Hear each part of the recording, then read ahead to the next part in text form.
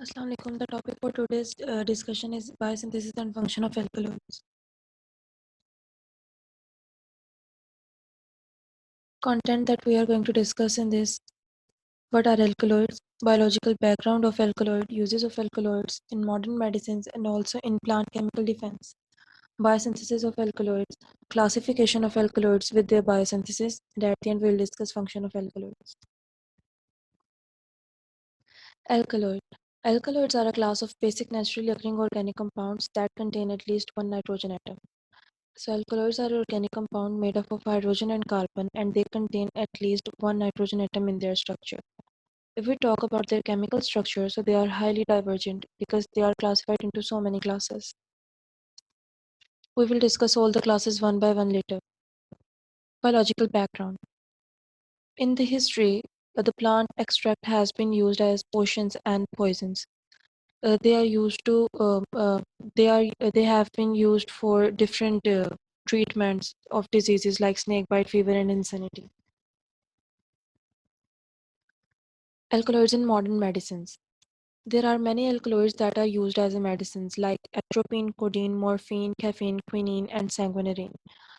Atropine. Atropine is used as an antidote to nerve gas poisoning.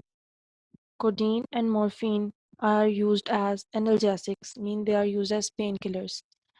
Caffeine is used as a central nerve system stimulant. Quinine is an antimalarial agent, and sanguinarine is an antibacterial agent, and it also contains anti-plaque activities. That is why it is also used in toothpaste. Alkaloid and plant chemical defense. Alkaloids are also used for the protection of plants. So they are used as defensive chemical for plants like nicotine, caffeine, alpha-solanine. Nicotine is obtained from tobacco and it is the first ever discovered insecticide. It is very effective. Caffeine is also an effective insect toxin. Alpha-solanine 9 is an steroid alkaloid. Now the main topic is the biosynthesis of alkaloid. So all the alkaloids in nature are formed from L-amino acids. These L-amino acids are tryptophan, tyrosine, phenylalanine, lysine, and arginine. They all act as a precursor of alkaloid. They alone, or maybe with some terpenoid moiety, form alkaloid. Here I have shown a very general mechanism of alkaloid synthesis. What happened? We know that a glucose have many options to go into many cycles. If it enters into the glycolysis, it produces phosphoenol pyruvate that then converted into the pyruvate, and this pyruvate then enters into the TCA cycle or Krebs cycle and forms some aliphatic amino acids. If it goes into the HMP shunt, or also known as pentose phosphate pathway, it produces erythrose 4-phosphate. This undergo this pathway, Shikime pathway, and forms some aromatic amino acids. These aliphatic and aromatic amino acids, L-amino acids, for example, tryptophan, lysine, isoleucine, etc., form alkaloids. They are used for the synthesis of alkaloids. These alkaloids, after some modifications, converted into the complex alkaloids. These flavonoids and isoprenoids are not the concern of our presentation, so we will just end up on the alkaloids here. Now, the very important thing under the heading of biosynthesis is the classification. First, we will see the classifications, then we will see their biosynthesis one by one. So, their alkaloids are classified into following groups: terpenoid indole alkaloids, benzyloso-quinolone alkaloids, tropane alkaloids, purine alkaloids, and some other alkaloids. There are many other alkaloids, but I have taken just an example of butylene here. So the first is tetrabenzyloso-quinolone alkaloid. In this category, we have commonly known alkaloids like morphine, codeine, and berberine. Morphine and codeine are analgesics, means they are used as painkillers, while berberine is an antibiotic, so they are used in medicines and also main commercial source of the alkaloid. So, before starting their biosynthesis of berberine and morphine, we can see that the main product or the precursor of their synthesis is reticulin in both cases.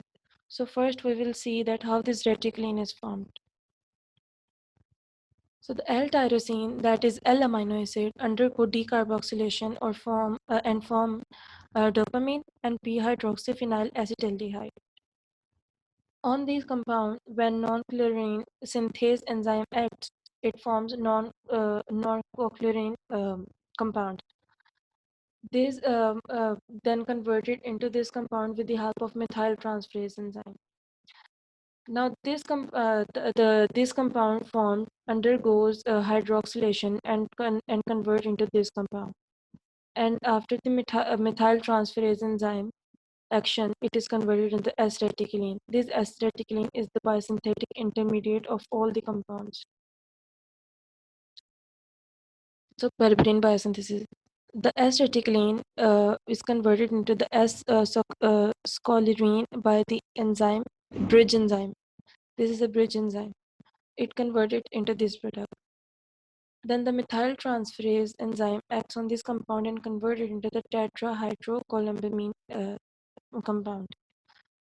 When canadiene synthase acts on this compound, it forms canadiene, and then the oxidase enzyme acts on canadiene and convert it into the berberine. So that is how berberine is formed. Now we'll see that how morphine is formed. If the oxidase enzyme acts on reticulene, it converts into the reticulinium ion. That undergoes reduction by the reductase enzyme and converted into reticulene. Then the synthase enzyme acts on reticulene and converted into this product. This product then reduced into this product, and after the acyl transferase enzyme action, it is converted into this product. And after at the end, by these reactions, reduction, methylation, we get a product that is morphine. So all the enzymes shown here are also named below. Terpenoid indole alkaloid. So this is a very broad category. It contains 3,000 alkaloids. So we can say that it is a large group of almost 3,000 alkaloids. They contain variety of structures, and they have a wealth and they have a wealth of biological activities. There are many alkaloids under this category that can be used as anti-cancer, anti-malarial, or anti-arrhythmic agents. These are for the heart diseases. So they are all derived from the tryptophan or from the cycloganin. Now we'll see their biosynthesis. So cycloganin is converted into the streptozidine by the reductase enzyme. After reduction, this product is formed. That with the help of this enzyme is converted into this product, and this product is then converted into the dehydroisocyazine. This hydrocyazine can be converted into the cathinamine. So now this will be used as an precursor of all the trypene indole alkaloids. Ajmaline is an example of terpene indole alkaloid, terpenoid indole. So how it is formed? When the dehydroisocyazine undergoes this reaction, the bridge enzyme acts on it and converted into the polyneuridine aldehyde. That is then converted into this product. Then vinurine synthase enzyme act on it and converted into the vinurine. Now the vinurine undergo hydroxylation with the help of hydroxylase enzyme and convert itself into the vermilion. Now this vermilion is reduced into the 1,2-dihydrovermilion with the help of a reductase enzyme, and this product is then converted into reduced into the acetyl norajmaline. Now this with the help of after esterification by the enzyme esterase converted into the norajmaline, and this norajmaline after the methyl transferase action is finally converted into the ajmaline. So that this is the ajmaline biosynthesis. Now we have ajmelicine and tetrahydroalstonine biosynthesis. So the same product that was used for the production of edgemelin is used for the production of these two too. Now the dehydroisocyazine is converted into the cathinamine. This cathinamine then can be either converted into the tetrahydroacetone if the enzyme tetrahydroalstonine synthase acts on it, or it can either convert into the edgemelicine if the enzyme reductase acts on it. Now vindoline. Vindoline is also a terpenoid indole alkaloid. So when taborcinine goes under hydroxylation, it is converted into 16-hydroxy taborcinine. That after the that is then converted into the 16-methoxy taborcinine. This is then converted into the desacetooxyvindoline. This vindoline compound, after hydroxylation, is converted into diacetylvindoline. After the action of acetyl transferase enzyme, it is finally converted into the vindoline, and vindoline is formed. Now, this vindoline maybe after reduction can be converted also into the vinblastine. Now, the third category we have under the classification is of tropane alkaloids. The most commonly known tropane alkaloids are euskemine and scopolamine. They are acetylcholine receptor antagonists and are clinically used as parasympatholytics. Means they are used to reduce the function of parasympathetic nervous system. Now we'll see their biosynthesis. What happened that ornithine is converted into the pitriscine with the help of enzyme decarboxylase. After decarboxylation, it is converted into this product. This product, with the help of methyl transferase enzyme, is converted into N-methyl pitriscine. This is then, with the help of oxidase enzyme, is converted into this product. Now, this product can either form nicotine or some compound which is not apparently structure found. But we know that the end this is converted into the tropinone. This tropinone, then with the help of reductase enzyme, after reduction convert into the tropine.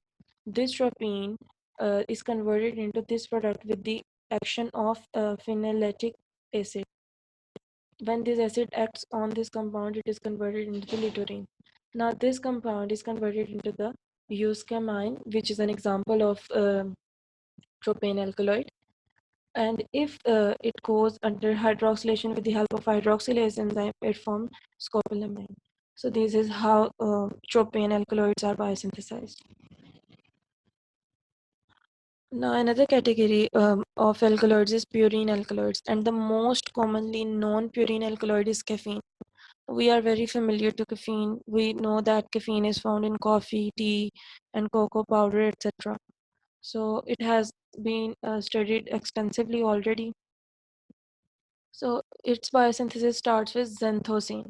Xanthosine is a nucleotide degradation product. You can see that when xanthosine, when methyl xanthosine synthase enzyme act on xanthosine, it is converted into 7-methyl xanthosine. When nucleotidase enzyme acts on this compound, it converts it into the S-methyl xanthine. Then with the help of theobromine synthase enzyme, it is converted into theobromine. And then caffeine synthase act on theobromine and converted into the final product, that is caffeine. So this is the biosynthesis of caffeine. Now under the heading of other alkaloids, I have taken betaline, but this is not so much known. The things that we just need to remember about this, that it is an antioxidant, it is stable in heat, it is stable in pH 3 and pH 7, and it has different colors in plants. It is also used as a coloring agent because it's a pigment. It's a colored pigment, so it is also used as a coloring agent, and it also gives different colors to the plants like these. its biosynthesis is not much important, so I'm skipping it here. So the second major part of our presentation is the function of alkaloids in plants. We have already discussed its function in uses like in the plants and medicines. So it is exactly that.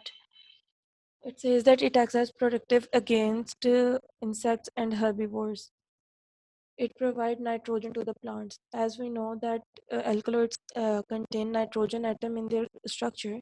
So whenever there is nitrogen deficiency, they provide nitrogen to the plants.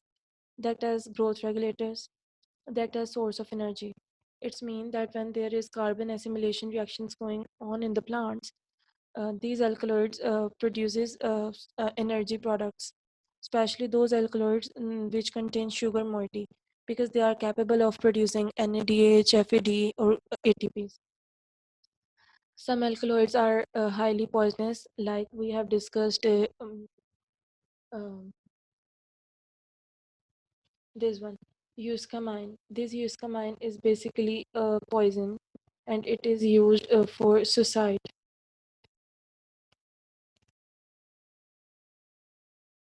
And at the end, it said that it is also widely used at psychotropic effects. Psychotropic effects mean related to brain, like caffeine. Caffeine is a CNS stimulant, and nicotine is responsible of the psychological and physical dependence of tobacco. So they have psychotropic effects too. That's it. Thank you.